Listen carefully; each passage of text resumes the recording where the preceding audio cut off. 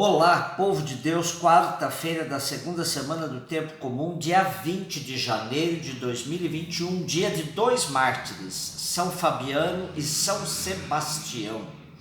A nossa reflexão de hoje é a partir de Hebreus 7, de 1 a 3, 15 a 17, e Marcos 3, de 1 a 6. Melquisedeque é uma figura enigmática, pois, como diz nossa leitura de hoje, é sem pai, sem mãe, sem genealogia, sem princípio de dias nem fim de vida. O autor de Hebreus se serviu dessa figura para relacioná-la com o sacerdócio de Jesus, que também não tem genealogia, pois Jesus não é de nenhuma família sacerdotal. Como nos diz o exegeta Luiz Alonso Shekel, do mistério surge esse rei sacerdote de nome cananeu que venera o Deus Supremo e tem sua sede em Salem.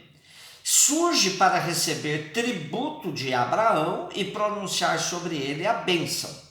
Melquisedeque desaparece da história como apareceu em Gênesis 14, como uma história incrustada na história patriarcal.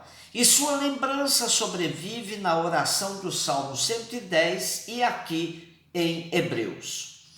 A descendência ou genealogia é decisiva. As fontes bíblicas costumam mencioná-la em cada caso. Os sacerdotes eram descendentes de Arão, de Finéias, Sadoc e outros. No entanto, Melquisedeque estranhamente tem a sua genealogia omitida, embora seja claro que não era da tribo de Levi, nem sequer israelita. Assim, é tipo sacerdotal de Jesus. Melquisedeque significa rei de justiça, e é a esse rei sacerdote que o autor da carta aos Hebreus recorre para justificar o sacerdócio de Jesus, uma vez que Jesus não podia ser relacionado ao sacerdócio levítico. E como Melquisedeque, que não tem princípio e nem fim de dias, Jesus é apresentado como sacerdote eterno, para sempre.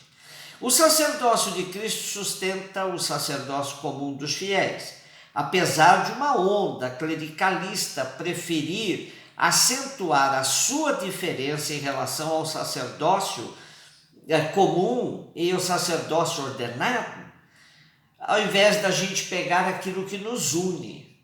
Mas seja um, seja outro, todo sacerdócio é instituído para o serviço dos irmãos e não para a busca de honra pessoal. O sacerdócio de Cristo nos apresenta o paradigma do abaixamento, não da elevação, da solidariedade e não da separação. Somente assim pode-se entender o papel de mediador entre Deus e a humanidade. O sacerdócio recebido no batismo nos torna intercessores de nossos irmãos com a nossa vida de oração e de doação, para que todos tenham vida. Marcos 3, de 1 a 6. Jesus entrou de novo na sinagoga, onde estava um homem que tinha uma das mãos paralisada. Ora, eles observavam-no para ver se iria curá-lo ao sábado, a fim de o poderem acusar. Jesus disse ao homem da mão paralisada: levanta-te e vem para o meio. E a eles perguntou: é permitido no sábado fazer o bem ou o mal? Salvar uma vida ou deixá-la morrer? Eles ficaram calados. Então, olhando-os com ira e tristeza, com a dureza dos seus corações, Jesus disse ao homem: estende a mão. Estendeu-a e a mão ficou curada. Assim que saíram, os fariseus reuniram-se com os partidários de Herodes para deliberar como haviam de matar Jesus. Outra vez vemos Jesus revelando que o evangelho transcende toda a ordem estabelecida e que ela deve ser relativizada quando não concorrer para o bem da humanidade. Lendo friamente, nos parece até absurda a pergunta de Jesus: é permitido no sábado fazer o bem ou fazer o mal, salvar uma vida ou deixá-la morrer? Porém, quando se endurece o coração, tudo é possível, de maldade e indiferença frente ao sofrimento dos outros. Essa atitude dos fiscais da lei de ficar na espreita para ver se Jesus desrespeita a lei, se Jesus se compadece do homem com a mão atrofiada e realiza a cura em dia de sábado, e, sobretudo, a indiferença deles com a dor do outro, provocam em Jesus ira e tristeza. Vivemos hoje uma situação semelhante nesse tempo de pandemia, onde nos deparamos com o comportamento de total indiferença frente ao sofrimento e até à morte de inúmeras pessoas.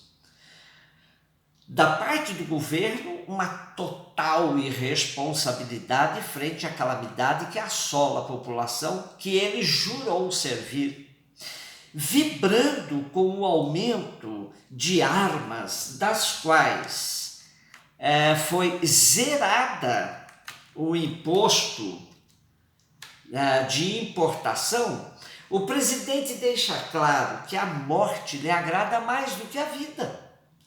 A importação de oxigênio foi taxada mais de 16%, os mesmos números que foram retirados da importação do armamento.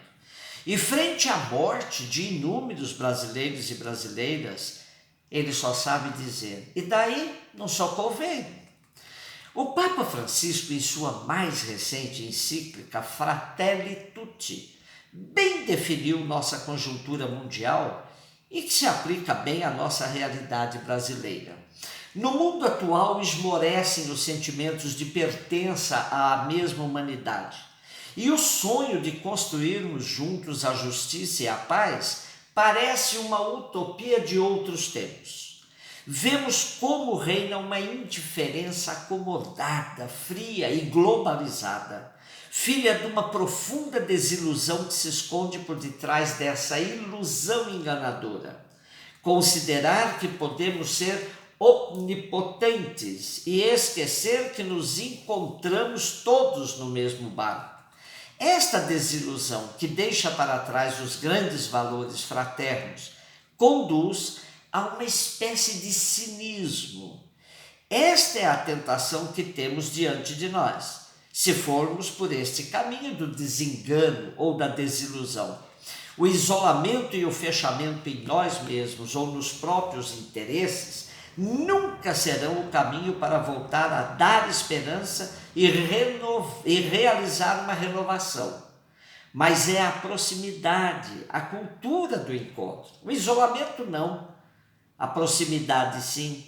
Cultura do confronto não, cultura do encontro sim. E aqui está um desafio na pandemia: como manter essa proximidade de coração, de alma, como não nos isolarmos em nós mesmos, mas a gente fazer de tudo para a gente se manter conectado, interligados. Não deixemos nos infectar pelo vírus da indiferença frente ao sofrimento dos irmãos. Descobramos formas de solidariedade que nos tornem próximos uns dos outros, sobretudo dos que padecem todo tipo de sofrimento social. Participemos de iniciativas que visam a superação dessa desordem à qual o país está submetido por falta de rumos e de projetos deste governo genocida. Digamos um basta e busquemos juntos novas saídas. Usemos todos os momentos para fazer o bem, assim como Jesus enfrentou as barreiras das sinagogas e do sistema de lei injusto de sua época. Celebramos hoje o martírio de dois grandes expoentes da fé cristã dos primórdios da Igreja: São Fabiano, século III, São Sebastião, século IV. Que o sangue derramado pelos dois não seja em vão, que frutifiquem em testemunhos cristãos para nossos dias tão incertos e difíceis. Um beijo no seu coração.